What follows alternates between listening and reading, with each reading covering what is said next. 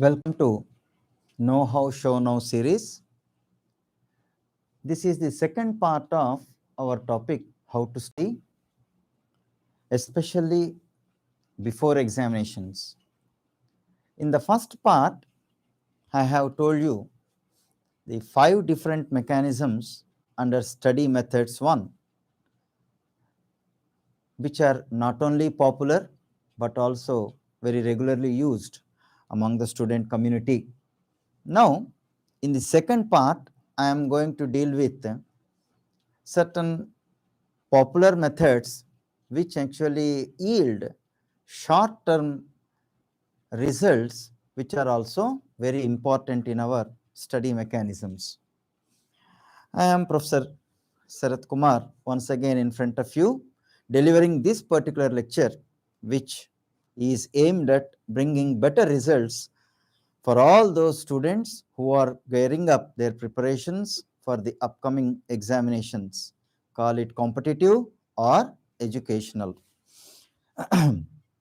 Let us see what are these other popular methods which are actually in vogue. This you have already seen, flashcards.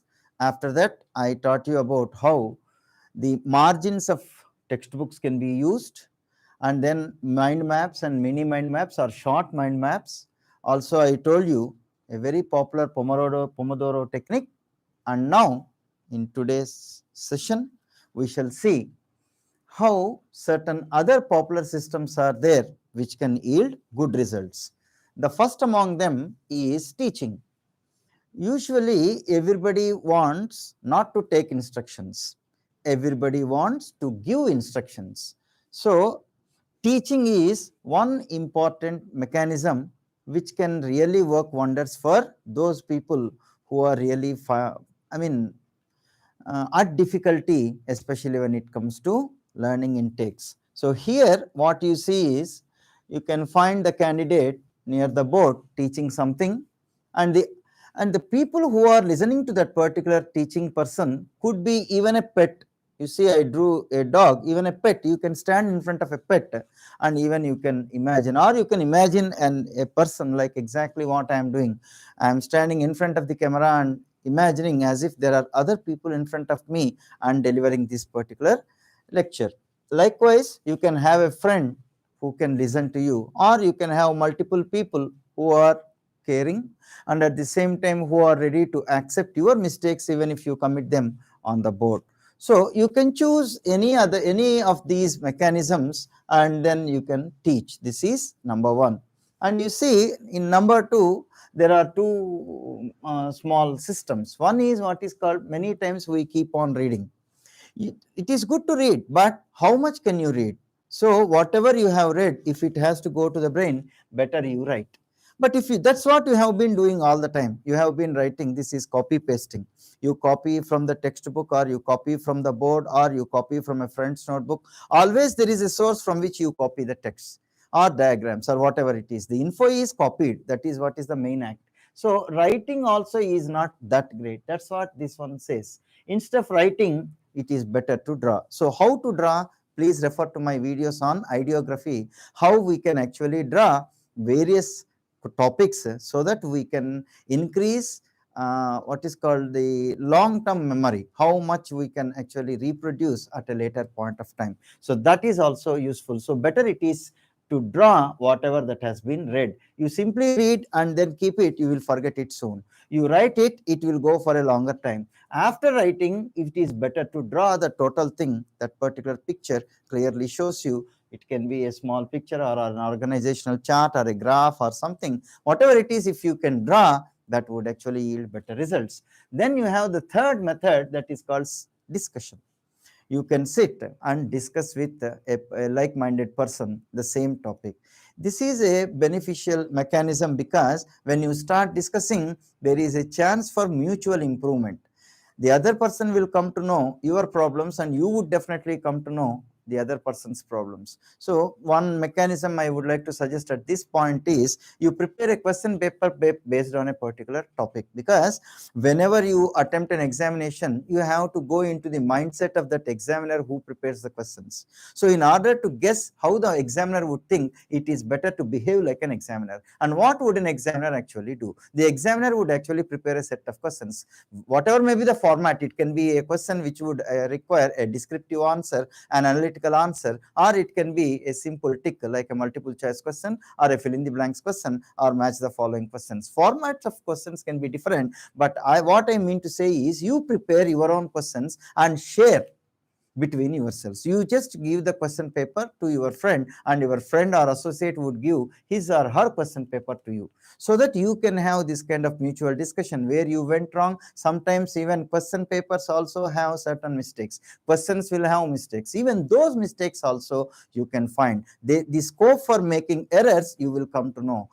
In short, you can start behaving like an examiner, and the main result of this kind of activity would be what is called knowing or guessing or estimating how the examiner is going to behave with reference to that particular topic. So you would start reading the mechanism that is working in the head of the examiner. So discussion is also one important thing. Then you have the fourth one, which is a different one. Usually you don't find, especially in academic environments, usually they don't have the habit of following these electronic gadgets. Although this particular video is happening because of electronic gadgets, when it comes to real formal systems of education, we don't allow mobile phones. But wherever there is a possibility for mobile phone allowance, please use that particular mobile phone for a very promising effort, and that is none other than you record your own lecture. You record your own lecture about a particular topic and listen to it. When you are recording and when you are speaking, you will come to know at some point what exactly you are missing and the areas where you should improve. In fact, you take me when I am delivering this lecture, and soon after this lecture, when I go through that particular lecture once again, I would like to know the areas where I should actually improve, the areas where I should minimize, the areas where I should actually put more efforts on. Like that, definitely I would come to know. So recording and listening to your own content would definitely give you positive results that would actually lead to betterment of your performance in examinations. And another important thing, before I would go to this fifth one, let me go to the sixth one. This is what is called condense. Any topic becomes a little tough for us because of two reasons. First of all, we are unfamiliar with it. Second thing is the heaviness of that particular, heaviness in the sense volumes. You see, voluminous nature. A particular topic spreads pages and pages and pages, and more explanation is required in order to make it familiarized to us.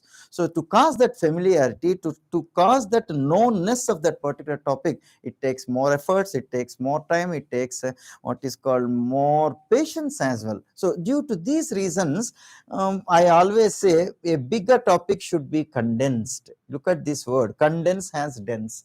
Dense is that thickness, okay? So denseness should be removed only by adding something, or sometimes even if you do not add, even if you do not know how to add things, even by looking at that particular chapter or reading the content, which is important, which is not important, if you are able to feel, of course everything is not going to be unimportant, that is there.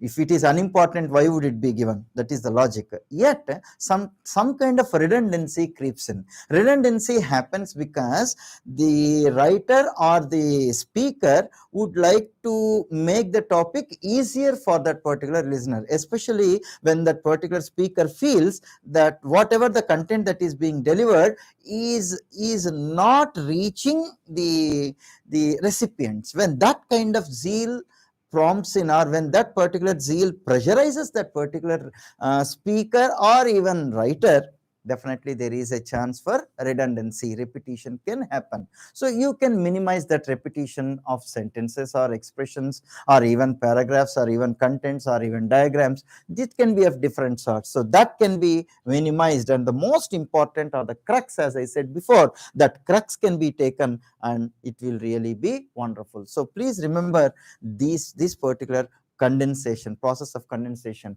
I also ask you to focus on this word condense, because in the seventh thing you are going to see something different. And most important thing is this fifth, whatever mechanisms, part 1 consisted some mechanisms, part 2 also consists some other mechanisms, whatever may be the mechanisms that you choose according to your own whims and caprices, according to your own permissions, according to your own limitations. Okay, limitations can be, if you are a hostler, then obviously you are going to have certain limitations. If you are a day scholar or if you are in the house, then you have some freedom. So these are all some limitations and what are called matters of importance. So based on these things, you choose a particular mechanism and then keep on using, and it is testing only. You need to test whether this is going to be yielding the right benefit for me or not. If you keep on doing it, obviously you will learn, and that is what is called practice. Practice is not repetition, please remember.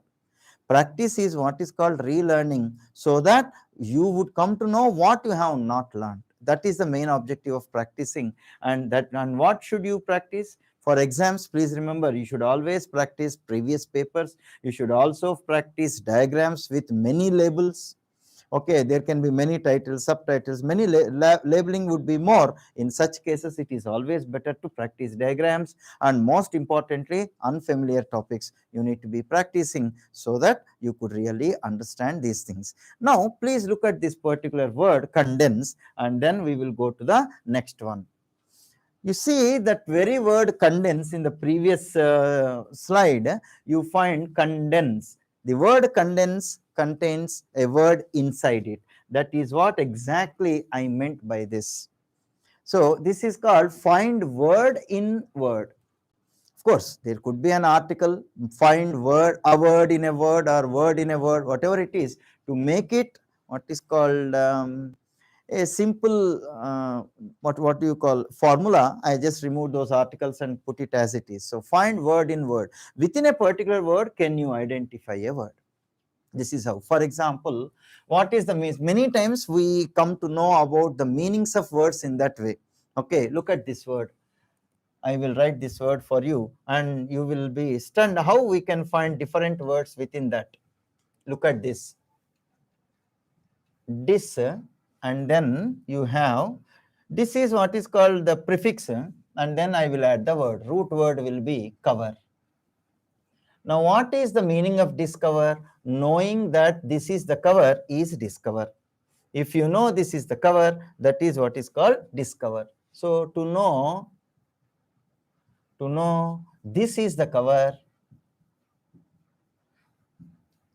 that is discover. You remove the cover, what is inside, that act is what is called discover. You can also find it in that way. You see that word very condense, or one day in the classroom it just came in this form. You please see this word. Everybody knows this word. Okay, contractor.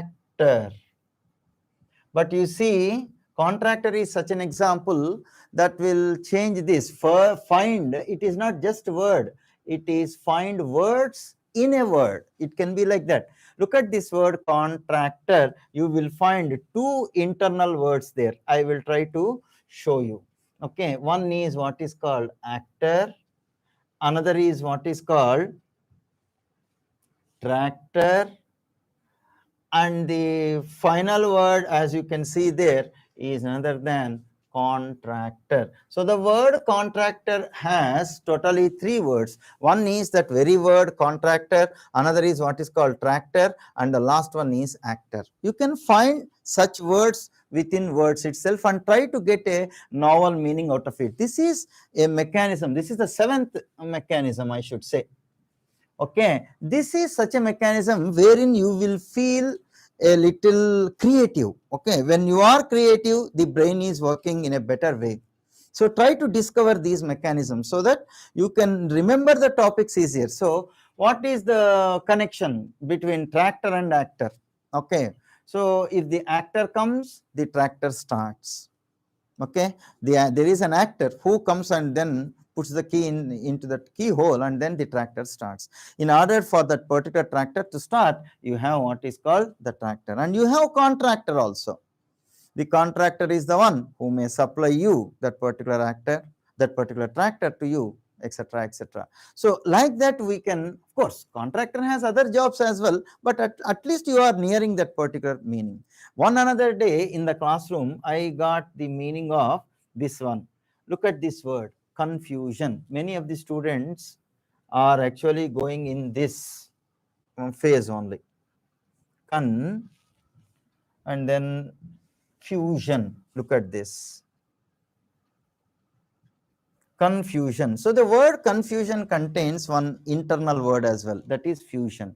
So what is the meaning of confusion? We will try to discover in a novel manner.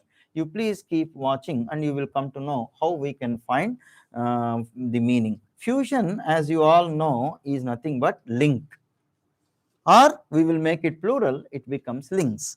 Then we will read this particular these two letters in this order. So O is coded in a different form, and we need to be slightly creative in order to decode that particular information which is kept inside. That also is possible. The only thing is you must have that particular zeal to do these things. So this is how you must actually use different mechanisms. I request even some of the um, uh, people who are learning enthusiasts to share with me any other techniques which actually you follow in order to prepare for the exams much better than many in the systems that I actually suggested. I would really be grateful, and I will take them very positively and try to incorporate them in the upcoming videos. Also, you can share some of your doubts, but please remember, this is not the end of this particular series, and one last session is going to come very soon, in which I am going to talk about the most essential things which sometimes have been already covered. Then it would be a summary of it, and some other things which are also very essential which are not covered in this particular video. So all those things are going to come to you very soon when we take up the next session and try and do that. Till then, I think everyone would should enjoy a very successful life, I would say, and also have a pleasant day for this particular session.